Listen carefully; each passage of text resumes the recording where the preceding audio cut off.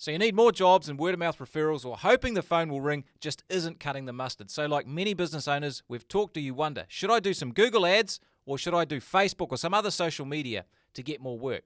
Now tune into this episode where we talk through why this is the wrong question and what the right questions are when you need to keep your calendars full and your team busy. You're just desperate for work and willing to try whatever someone says is good. Should I do Google ads or should I work on Facebook? It's a result of an even more empty bank account than you started, which is not what you want when you don't have enough work. Why run ads in the hope that these people might see them when I know exactly where these people are and I can just put the ad right in front of them? If you get the strategy right, you probably get the results right. If the strategy's not right, often the results are really frustrating and disappointing. There's no point in doing work that doesn't make money.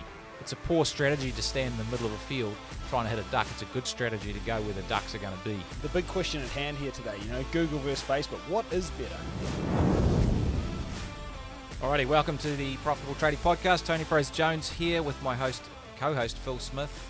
I don't know, is there a host and a co-host? Is it the same thing? I think you probably say more, so we'll go with you be the host, I'll be the co-host. You probably say more intelligent things, so maybe that balances out. I'll take that. What are we into today, Chief? Well, we're talking about what you do when you want more work, and I think there's a lot of people out there probably want more work right now, and common question that comes up, which is what's better for me to do? Should I do Google ads, or should I do work on Facebook and social media platforms? And I think if you're really honest with yourself, you probably don't really understand either of those platforms. You're just desperate for work and willing to try whatever someone says is good.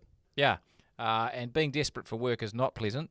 And that question often comes up, should I do Google ads or Facebook? Often it is, which is an interesting question because I suppose a few years ago it wouldn't have been that at all. It would have been, I don't know, send some flyers out or do some yellow radio ads or something. Yeah. So the thing is, often we'll try anything because we really want to keep the team on the front foot and keep busy. And often what we try ends up disappointing us, not getting us the result we want, and that builds our frustration. And so I think the thing here is it's a fair question to ask, should I do Google ads or should I do social media? But there's a bunch of questions and thinking that needs to go underneath that before we can really answer that question. And the thinking is really around the strategy you have for marketing. If you get the strategy right, you probably get the results right. If the strategy's not right, often the results are really frustrating and disappointing. Yeah, or you get a result, but it's just not what you wanted. So that's it's a result of an even more empty bank account than you started, which is not what you want when you don't have enough work. 100%. And I'm sure you got a story to kick us off. I do. So duck hunting. I had this duck hunting season where I live. You can hear all the shotguns going off around the area. It's pretty cool. Duck hunting is interesting because you're not allowed to, can't shoot them on the water. You've got to shoot them in the air.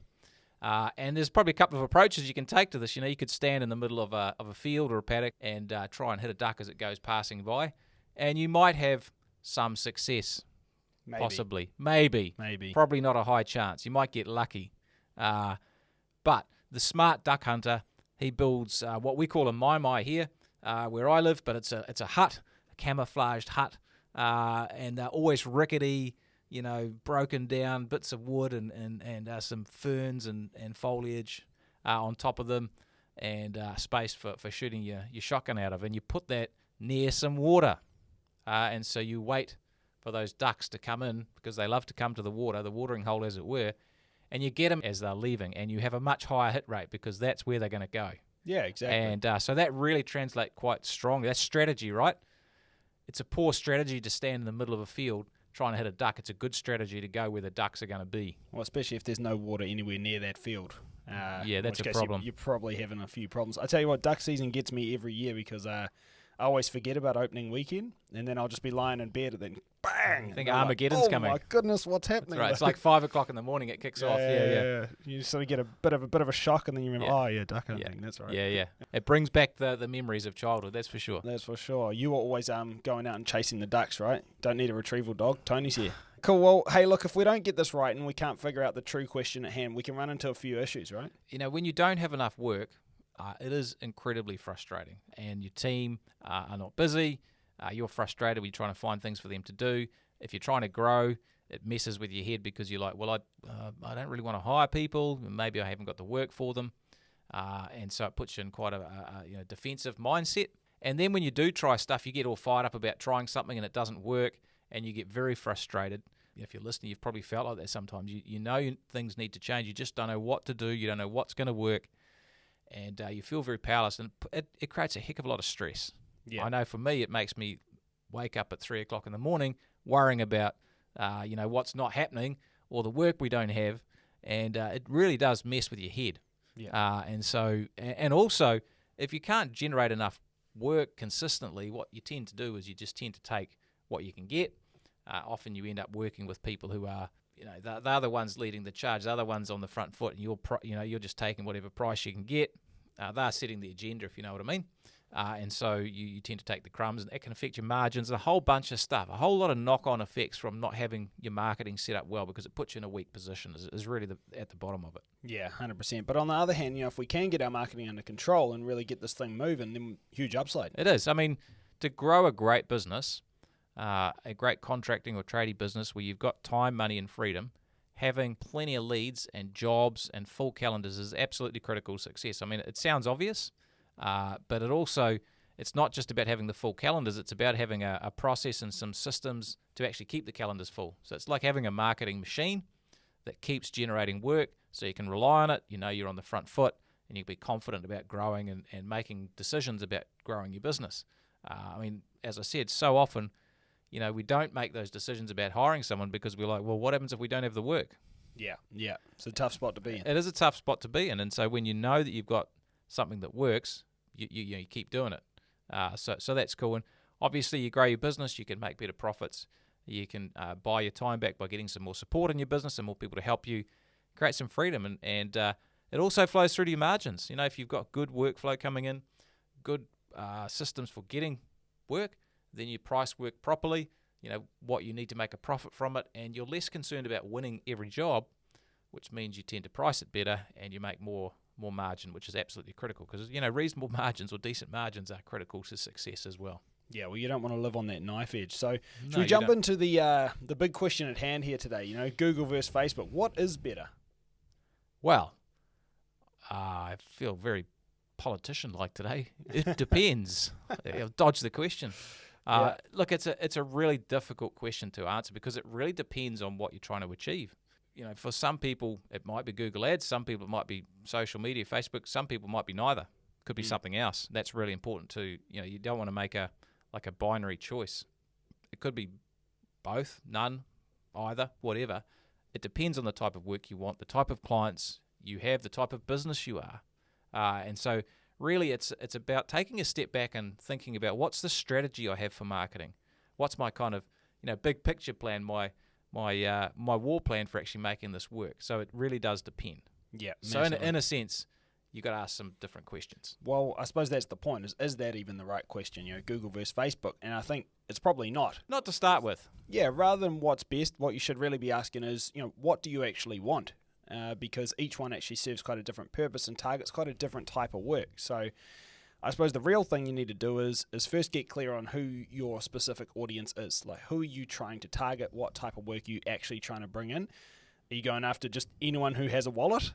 Or are you going for a more specific type of work? And I think for most of us, it is a more specific type of work. There's going to be things that you're better at or that's more profitable or that works better for you. And we'll dig into this more throughout the episode. Well, if I interject for a moment there, sir. If you could just interrupt my interruption. Yeah. For a lot of people, and if you're listening, sometimes, if you're honest with yourself, you'll take any work you can get. And I get that when you're quiet, and sometimes maybe you do that, but it's not a great strategy either. And so it's about, really digging into this some more. Yeah, absolutely. And I think really that's where you have to start with this question, because is Google right, or is Facebook right, or is something else right? It really all depends on what you're targeting, because different types of marketing do generate different types of work. And so the very first job is to get clear on what work you're targeting. And that's actually where we can start to form a marketing strategy. So strategy first. I think when you're marketing, the strategy is important. When we talk strategy, there's really a really simple strategy that we follow, and we teach our members in the $1 Million Tradie program to help them get great lead flow. And it's called the 3 M's of marketing. And so you want to understand the 3 M's. And the 3 M's are market, message, and media. Really simple. So market is the first thing to understand. Market is, who am I actually targeting? What type of work do I want? Who is my target market? The second is the message. So what do I need to tell this market, once I've figured out who they are, that'll get them to buy from me and get them to see me as the service provider that's going to solve their problem or get them to where they want to go. And then once you know who you're going to target, what you need to tell them, then you figure out how to get the message to them. And that's where Google ads or Facebook or any other type of marketing channel comes in. You see, often what happens for business owners, for those of us who aren't, have a lot of experience with marketing, we start with the channel, which is the actual or the media. And that's a mistake because that media may or may not be appropriate for the type of people you're looking to target, and may or may not be appropriate to get that message across to them as well. So yeah, well, there's plenty of examples of this, right? I mean, like if you're targeting builders, general contractors, or the likes, you running ads on Facebook. I mean, they're not looking on Facebook hoping to see an ad for a new Sparky or a new plumber. That's not how they find people. That's a relationship-based sale, and targeting them on that platform just wouldn't make sense. But similarly, if I'm trying to do, I don't know, just general round the house responsive maintenance work for just people in my community, I'm not about to send a targeted letter to every house in my entire city. I want to send it to millions of houses. Like, you just can't do that. It's not practical. So there's definitely different platforms that are going to make more sense. And there's actually a lot of nuance to this. It's not even as simple as just saying, well, these people are homeowners and these people are businesses. There's levels to it. Is the work responsive? Is the work more of a nice to have, where you need to plant the seed of longing, so to speak, where you're starting to get them in the idea that they might like this thing. There's a lot of nuance, and that really determines where we go with this. Yeah, examples are probably helpful here. Like if you think about maybe you're an electrician or a plumber, and you're a contractor, and you're wanting to work with some building contractors, general contractors, to build homes or renovations. So that's fine, all good. We know who the target market is. Well, actually, we can do a lot more than that.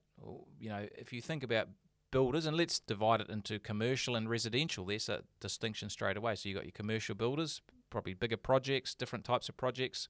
Then you've got your residential projects. Okay, well, in the residential, you've got new home builders or home remodelers and renovators. So that's another split. And then let's say we take the new homes. Well, you've got high-end architectural homes. You've got sort of mid-range family homes, single-family homes. You might have apartments, multifamily. You've got cookie cutter, small, group building, high volume building, lower cost, lower entry point. So they're all actually quite different. And how this would play out is maybe you choose the high end architectural home. You're like, I really like a bit of that. That's me. I like doing those good projects. We've had some success with that. Well, the builders or the general contractors doing that, they're going to have different needs than the high volume group builders at the lower end of the market, who are just cookie cutter punching out, basically factory style building hundreds of thousands of homes a year on small plots and small lots. See, the high end ones, what are they going to need? They're going to need help with design, suggestions around really high end home automations and plumbing systems and all bunch of stuff. Cool stuff you can add in. Cool stuff you can help add in.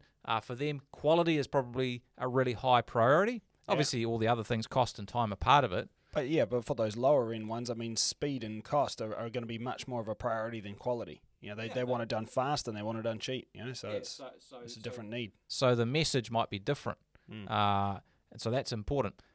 Then you add in, let's say, renovations. Well, that's a whole different thing again. And so the message might be different, and that they're different markets. Yeah. And so you really want to understand in detail, with nuance, who you're actually going to target. And I know it's tempting to say, let's spread the net wide and try and get everything, and that can be done, but often it's a mistake because you end up being everything to nobody. Better to be something to someone. Yeah. And go hard. And in most areas, if there's a reasonable amount of population, the market's actually pretty deep in some of those sub niches. You just take high-end architectural homes. There might be a lot of work there. If you really become the specialist at it and really target it, you can do very well. Yeah, and I think this applies to every different area that you could be in. If you look at like homeowners, for example, again, we look at Google versus Facebook. I mean, homeowners, they might be doing something that's a reactive job, like if my toilet is overflowing, or my faucet is not working, and nothing's coming out of it, my drain stinks or is blocked, any of those kinds of jobs, things where I'm going to be like, well, hey, my lights aren't turning on. Those are the kind of jobs that people are going to be like, oh my God, I need someone right now, like please come to my house right now. They're not going to just quickly jump onto Facebook and start scrolling hoping to come across an ad by chance for somebody who happens to offer electrical plumbing. That's not what they're going to do. They're going to jump straight on their phone. They're going to go to Google and they're going to Google plumber in their area, and then they're going to, probably get one of the first two people that come up. So Google Ads is great for that type of work. because it's something that's very reactive. People want something now. They don't want to go and stumble across an ad. They need to find someone immediately, and they know what they're looking for. Whereas on the other hand, if you're selling something that's more of a nice to have, where somebody has a lot of time to think about it, and honestly they probably need the seed planted in their head of, hey, this could be something cool, you might like this, and really be sold on the idea of it before they actually take any proactive measure to make contact. Well, then things like Facebook are better, because if they're not already thinking of commissioning that project, let's say building a new deck, or I don't know, installing solar into their home, if they're not already thinking about that, then that means they're also not going to be Googling that.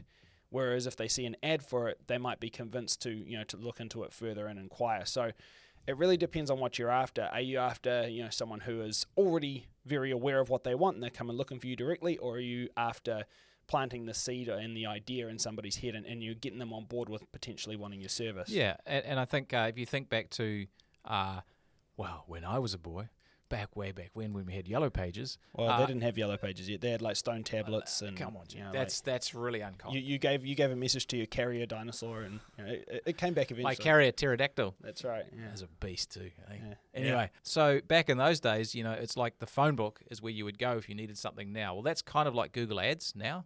That's where you go. Whereas before, TV, you might advertise on TV for more of a luxury long-term purchase or a longer sales cycle purchase. To get it in front of them, sort of brand it a bit, and that might be more like Facebook or social media. Certainly from an organic standpoint, where you're just publishing stuff. There's so much nuance to this, though. Let's say you're thinking of doing a renovation, so you might actually do some Google searching on that. You might even look for some information to start with. That's what often happens, and you may not inquire for a little while. But the savvy marketer who understands market message media, they'll actually retarget you. They'll follow you on Facebook and on Google with banner ads and all bunch of stuff by attaching, to your pixeling you, like to get into all this stuff. But basically, they can track your IP address and who you are, so they show you their ads to you wherever else you are on the internet. Or you'll find when you search up something, you're talking to your wife about having a holiday as you're lying in bed. Then all of a sudden, every ad is about having a holiday in Hawaii. Yeah. Because somehow Google or Facebook stalked you in your bedroom. That's another way of understanding the strategy of marketing. Is that why you keep getting ads for lacy undies, Tony? That's a little, what I wear. I mean, what she wears. Whatever. Come on. Yeah. Be honest. Anyway. You like the frills, right?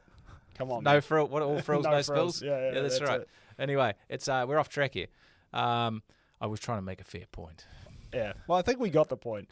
The point is what you're coming up against. What the kind of ads you're going to see could be very, dependent on what you have been searching or maybe even talking about.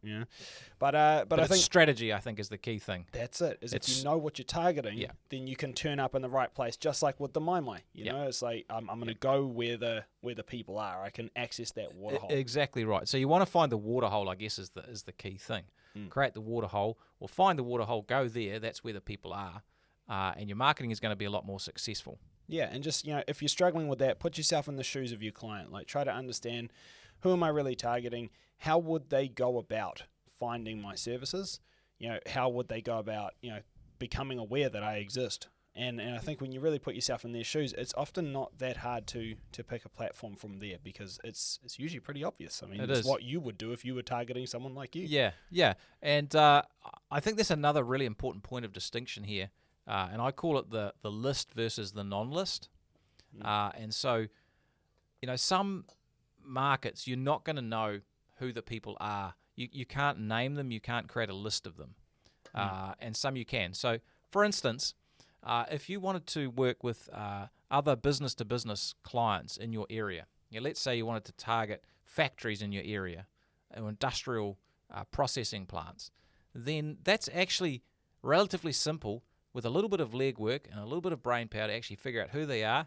I mean, you could hop in your car or your truck and drive around and see them, or you could get smart and search them up on the internet. On Google.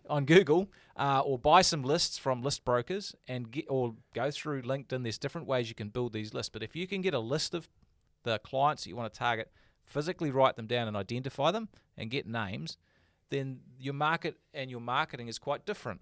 Yeah. Versus If you are targeting homeowners, for instance, or you're targeting all the businesses, a huge number of businesses in a local area, it's probably a little bit more challenging. So that will change the type of strategy you use. So for example, if you are targeting, like building contractors are a great example, general contractors, property management, real estate companies, strata companies, commercial clients, industrial clients, you can list them out. And therefore, the quickest way to them is actually probably not social media or Google Ads. Doesn't mean you might not use that as part of your strategy, but initially, the initial cut through is more likely to be a face-to-face, a person-to-person, or direct mail where you can send them something directly to them. That's a much more powerful strategy. It's going to get you much better cut through than spending a lot of money on something that may or may not get to them. Absolutely. Why run ads in the hope that these people might see them when I know exactly where these people are and I can just put the ad right in front of them by sending it to them in mail or, directly by email or whatever, or just turning up with a flyer or just turning up all alone with my good old self, but either way I can be right in front of them without having to luck it. Whereas with an ad, I'm spending money and putting effort into hoping they stumble across it, which is kind of silly because you can go directly. So that's massively important. So again, we've got to go back to what's the strategy. Yeah. Who's your market? What message you want to get to them, and then what's the media is the quickest, most effective way to get that message to that market. Yeah, so if we talk about choosing the market, because I think that is where we need to start, and I think there's a bunch of things that are going to come into how to make that choice. And this is tough, right? Who do I actually choose? There's so many. It's like, what if I miss out? Yeah. And I think the first thing I want to say is, look, it doesn't matter what you choose. The fact is like sometimes I see a lot of our clients come and they say, well, if I choose this one type of market, but what if I want all this other type of work as well? Like I want that too. And they sometimes get confused that choosing one type of marketing doesn't mean you're choosing not to do any other marketing or not to do any other types of work. It just means that you're going to choose different strategies for the different markets, but you can have multiple markets. So, if we go through these categories of how to choose one and you think there's more than one type of market that you want to target, I just want to start by saying that's fine. It just might be different strategies for different work. Yeah, just caution, if you have 20 markets and 20 different strategies, that might be a bit much. Well, then you're probably diluting your focus. That's right. All right. So, but picking one is great. Picking two is great. Picking three is fine. More than that, I just want to make sure that you've nailed the first three. All right. So just focus on that to start with. So, how do you choose a market? Well, firstly, for me, the most important thing is profitability. There's no point in doing work that doesn't make money, all right? And I think that's just crucial as just your number one principle in business is, make sure that you're going to make profitable choices in your marketing. So how do you figure that out? Well, obviously back cost your work, previous jobs that you've done within each of these markets, figure out how your profit's going, and if it's not profitable and you can't make it profitable, then targeting that work is kind of a fool's errand because you're going to work really, really hard to win something that makes you nothing. Pointless. Next thing is experience. So, there's going to be a whole lot of different experience levels within your team, but there will be work that you are good at, better at and worse at. And so targeting the stuff that you're not so good at is opening you up to having lower margins because you'll have more errors, you'll have more callbacks, more rework, and it's just more difficult. It'll take longer, you'll be less efficient. Whereas if you target the work that you're really good at, that you have a lot of experience in, then the chance of you doing quality work faster for better margins with less stuff-ups is higher. And therefore, that's going to be a better niche to target. Next thing for me is depth. So, there is depth in any market. It's really the size of that market. So if you're targeting, homeowners that are astronauts that also have green toes, you've got a pretty small market and you might struggle to get work. Whereas if you're, targeting a bigger, deeper market, then obviously getting a slice of that pie is easier because there's more pie to go around. Well, the point is that with this, any market is a different size, and so you want to be tapping the water hole that is big and has plenty of water to go around. Yeah, the water hole that's running, it's got some. Yeah. And the other thing with depth is if you don't tap a market or a niche that has some depth, you'll end up working with one or two people. They have all the power because they hold the whip hand. You suffer for margins, and if they don't pay you, you got to keep working with them. So there's quite a lot of psychology to that. Yeah, absolutely. Next one for me is enjoyment. Look, if there's types of work that you just enjoy doing more, that's fine, and it's cool to do more of that. Especially if it's profitable, you do it well, and you're experienced in it, which usually, honestly, if you enjoy that type of work, it probably is profitable, and you probably do have a lot of experience in it and do it well. Otherwise, I don't know why you would enjoy it. So, doing stuff you enjoy is great. It means that, the team turn up and you turn up to work every day, pumped and excited about the work that you do, which is really going to help you to actually do it better consistently and do a great job for your clients and have a smile on your face. And all of this does add up. It's always nice, as we all know, you drive past a job and you tell your kids, oh, we did that job and we did that job. Some jobs like that are nice. Yeah, right? my dad loves that. Yeah, I was involved in that one. Oh, I did that job. I'm like, yeah, okay. All right, thanks, Dad. I probably actually do it to my kids now. When we drive past any of our clients' offices, I'm like, oh, I work with them. Anyway, point is, we all do it. And then lastly, is it easy and have you built up things like testimonials and reviews and things from that client niche already that you can use in your marketing to propel you forward? And is it easy to continue to collect those examples so you can continue to build your marketing up moving forward? But all of these are factors that are going to help you to choose a market that's really going to work well for you. And then once you've chosen that market, you can go through, crafting your message and then choosing your media, which is really where that question originally boils from. Yeah, and I know, as you said, Phil, this is hard for people. You feel like you're giving something up by choosing something. In a sense, you are, but our experience, and you might have to just trust us on this, is that if you really target a niche, you get good at it, you'll find way more success, not only because you'd be seen as the industry expert, you can see as the go-to people for this type of work, but you get better at it. Your productivity is better, and it doesn't mean you just have one niche, because one niche is probably not a great idea. You maybe want a couple, so you can go for 2 or 3. That's fine, but you've got to be brave and really go hard at that and become the expert at it, and it will pay a lot of dividends. Yeah, well, specializing and becoming an expert also, it gives you a lot of the power, to charge higher prices, and also your marketing just pays off so much more. Like if you think about, doctors, you get a GP, general practitioner. I mean, if I had a really bad heart problem, I'm not going to them. I want a heart specialist. If I've got a lung issue, I want to go to a lung specialist. I don't want to go to the GP. Do you know who the GP gets? Is ingrown toenails and the flu. That's who they get. And so it's the same in the trades. Is like if you're marketing really generally and you're not specializing, then you don't get the good jobs and you don't get lots of jobs. You get a whole smattering of tire-kicking, small, profitless, average jobs. Like being a generalist actually just makes you seem less valuable and you just get the dregs of what all the specialists leave behind. Well, a specialist always gets paid more than a generalist, and when push comes to shove, a specialist will always beat a generalist for the job. Yeah, absolutely. So choosing that market is really important, and having more than one is okay. So what do we do once we've chosen it? The thing here is strategy is important. Market, message, media. Choose your market. That's important. And then for any marketing that you do, Google Ads and socials and any offline marketing or more traditional marketing, you've got to test and measure the success of it, because marketing is about numbers. And so people sort of ask, what's my marketing budget? How much would I spend on marketing? Well, that's the wrong question. If you test and measure your marketing, you'll know how much it costs. You know how much gross margin or gross profit you're making off the jobs that came from that marketing. You can do the math and say, well, it cost me this much. It cost me $1 to get this, and my return on spend is $2. So that's great. That's good. That's good winning. So if I spend another $1, I'm going to get another $2. If I spend $10, I'm going to get $20. If I spend $100, I'm going to get $200. That's how you figure it out, and then you just do more of what works. You keep testing it so you know what works. That's absolutely critical. That's where a lot of this falls down, because it's guesswork, not science, and marketing can be very scientific. Yeah. And if you can't measure it in some way, then you've got to ask the question, is this the right strategy? Yeah, absolutely. And I think that's probably a good note for us to finish on, because getting the right strategy is the key. Yeah, exactly. So the right strategy is absolutely critical for effective marketing. And your marketing strategy actually comes from understanding the 3 M's of marketing. So your first question should always be, who am I actually marketing to? And in as much detail as you can. Then you figure out the most effective way of getting in front of those people. You do this, you'll get great return on your ads, and your business will grow and scale. Thanks heaps for listening. We'll catch you all again next time. See you later. Congratulations on being part of a select group of savvy business owners who are taking their businesses to the next level. And to help you on your journey, don't forget to check out our show notes for a copy of our free book, The Profitable Tradie, and other valuable resources. Thanks for being a part of this special group, and we'll see you in the next episode of the Profitable Tradie podcast.